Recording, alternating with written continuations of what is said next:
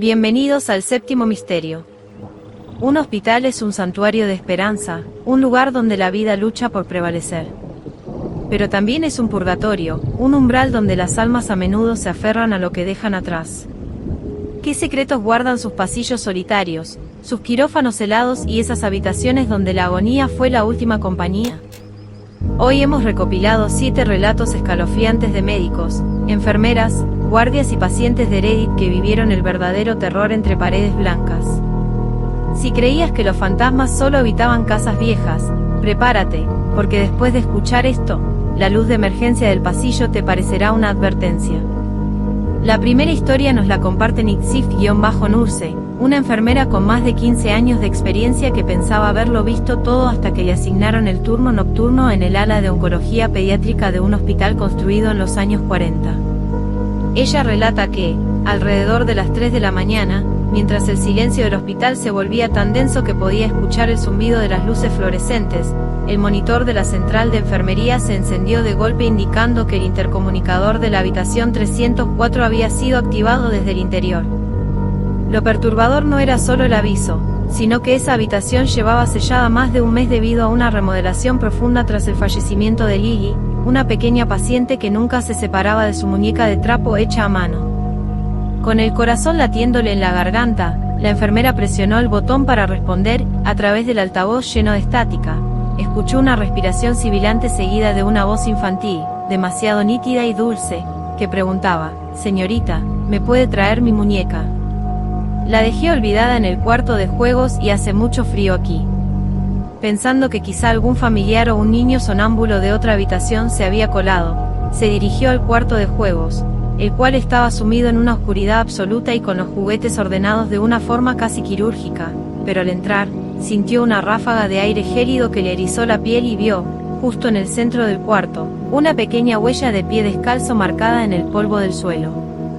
Al regresar a la central, el intercomunicador volvió a sonar, pero esta vez el tono de la voz había cambiado a uno de pura desesperación y malicia, gritando: «Ya no la necesito, ella me encontró a mí». La enfermera, incapaz de contener su curiosidad y su miedo, caminó hasta la 304 y, al mirar a través de la pequeña ventanilla de la puerta reforzada, vio algo que desafiaba toda lógica médica. La habitación, que debería estar llena de escombros y pintura fresca, lucía exactamente como el día en que Lily murió, y en medio de la cama estaba sentada la pequeña, de espaldas, con su pijama de hospital manchado de una sustancia oscura.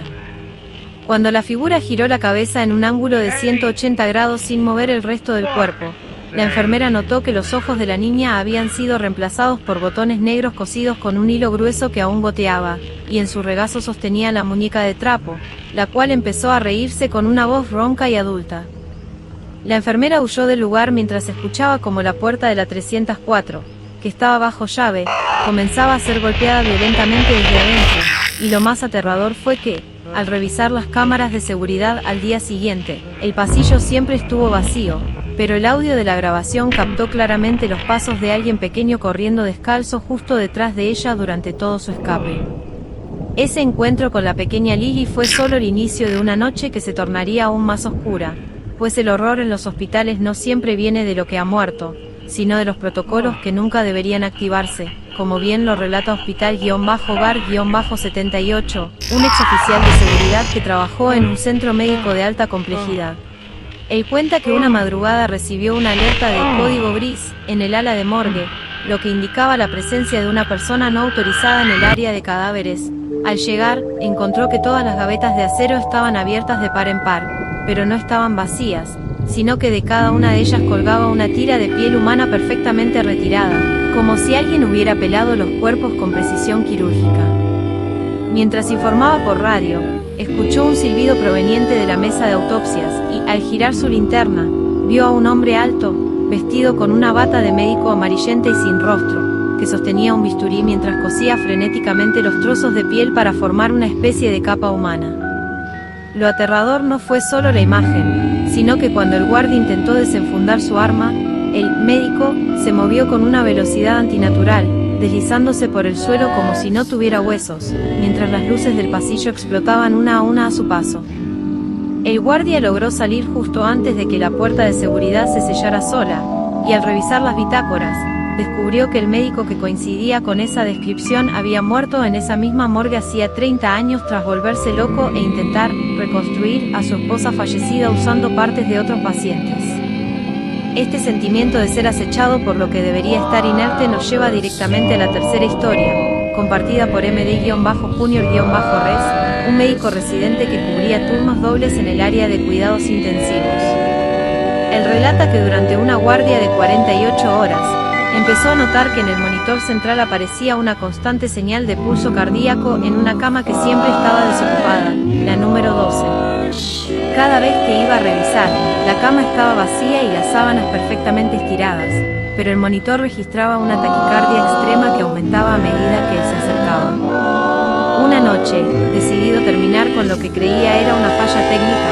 entró a la habitación con una cámara térmica y lo que vio lo dejó paralizado. En la pantalla de la cámara, sobre la cama vacía, se veía una silueta humana de color rojo intenso que se retorcía de dolor, pero lo más perturbador fue que la silueta empezó a levantarse y a caminar hacia él, dejando marcas de quemaduras reales en el suelo de linóleo que el médico podía ver aparecer frente a sus propios ojos.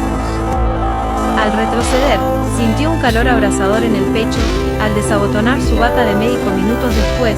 encontró la marca de una mano humana quemada en su piel, justo sobre su corazón. Al investigar el historial de la habitación, descubrió que 10 años atrás, un paciente se había prendido fuego en esa misma cama para detener los susurros que decía escuchar en las paredes, y desde entonces, cada médico que ha intentado arreglar el monitor de la cama 2 hectáreas terminado renunciando por problemas cardíacos inexplicables o quemaduras que aparecen espontáneamente mientras duermen. El rastro de ceniza y calor dejado por la cama 12 es un recordatorio de que en los hospitales el dolor deja una huella física, pero a veces, lo que se manifiesta no es el remanente de una tragedia, sino una fuerza depredadora que acecha en los puntos ciegos de la medicina, tal como lo relata Knight-Orderly-J, un camillero que trabajó en un hospital psiquiátrico de máxima seguridad. Él cuenta que existía un ascensor de carga, el número 4, que estaba prohibido usar después de la medianoche debido a que solía detenerse solo en el piso de mantenimiento, un sótano inundado y sin luces que no figuraba en el panel de control. Una noche de mucha demanda, ignoró la advertencia para trasladar un equipo pesado, y como era de esperarse, el ascensor se detuvo en el nivel prohibido. Cuando las puertas se abrieron, el camillero no vio un sótano, sino un pasillo infinito de baldosas blancas donde cientos de pacientes estaban parados de cara a la pared, rascando el cemento hasta que sus uñas sangraban. Lo aterrador ocurrió cuando todos, al mismo tiempo, dejaron de rascar y giraron sus cabezas hacia él, revelando que no tenían rostros, sino solo una boca circular llena de dientes afilados que emitía un sonido similar al de una interferencia de radio. Desesperado, el camillero presionó todos los botones mientras veía como uno de los seres metía un brazo largo y grisáceo entre las puertas antes de que se cerraran, logrando arrancarle una parte de la pierna con una fuerza descomunal. Al llegar a la planta baja y ser atendido por sus compañeros, descubrieron que la herida no era una mordida, sino que su carne había sido borrada, dejando un hueco perfecto y liso donde antes había músculo, y desde ese día, el camillero asegura que cada vez que escucha el timbre de un ascensor, siente que su propia boca empieza a cerrarse para siempre. Esta sensación de ser transformado por el entorno nos conduce a la quinta historia, enviada por Dr.-Velázquez, un anestesiólogo que participó en una cirugía de emergencia durante un apagón masivo provocado por una tormenta eléctrica. Mientras operaban a un paciente desconocido que había llegado sin identificación, las luces del quirófano se apagaron y solo quedaron los reflejos de las linternas de emergencia. En ese momento de penumbra, el médico notó que el paciente, que estaba bajo anestesia profunda y con el pecho abierto, se incorporó lentamente en la mesa de operaciones.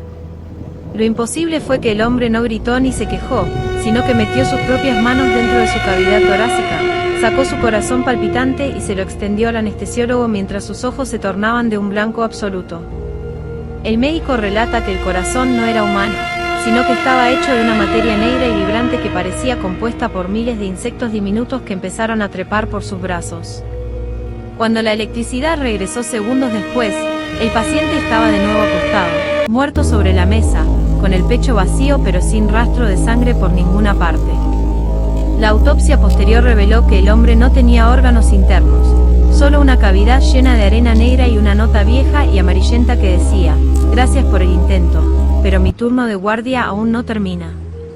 El anestesiólogo renunció al día siguiente y confiesa que ahora, cada vez que usa un estetoscopio, no escucha latidos, sino el sonido de miles de patas diminutas corriendo dentro de los pacientes que atiende. El eco de esos pasos diminutos dentro del cuerpo es el preámbulo perfecto para entrar en los niveles más oscuros de este hospital, donde la ciencia se rinde ante lo inexplicable, como le ocurrió a Nurse-Elena-V, una enfermera jefe que trabajó en la unidad de cuidados paliativos de un hospital universitario. Ella relata que existía un fenómeno conocido entre el personal más antiguo como el visitante de las 4:04, una silueta vestida con un uniforme de cirujano de los años 50 que aparecía en las habitaciones justo 4 minutos antes de que un paciente falleciera. Una madrugada, Elena decidió seguir a la figura después de verla salir de la habitación de un paciente terminal. La siguió por un pasillo que conducía a una zona de almacenamiento clausurada, pero al cruzar la puerta, se encontró en un quirófano perfectamente funcional que no aparecía en los planos del edificio. Allí, el cirujano estaba operando a una versión más joven de la propia Elena, quien yacía abierta en la mesa de operaciones mientras el resto del personal, compuesto por sombras sin ojos, aplaudía rítmicamente. El cirujano se detuvo, la miró y le entregó un bisturí de plata, susurrándole que el ciclo no puede romperse. Elena despertó horas después en el suelo del pasillo con un corte quirúrgico perfecto en su abdomen que, según los análisis posteriores, tenía décadas de antigüedad, como si la cirugía hubiera ocurrido en su pasado y en su futuro al mismo tiempo. Desde entonces, ella asegura que puede ver el hilo de plata que une a cada paciente con él. Cirujano del pasado, y sabe exactamente quién morirá con solo mirar las sombras de las paredes. Finalmente, llegamos a la séptima historia, la más perturbadora, compartida por Grey-Doctor, un patólogo forense que fue llamado para realizar una necropsia de emergencia a un guardia de seguridad que murió de miedo literal en el sótano de un hospital psiquiátrico abandonado.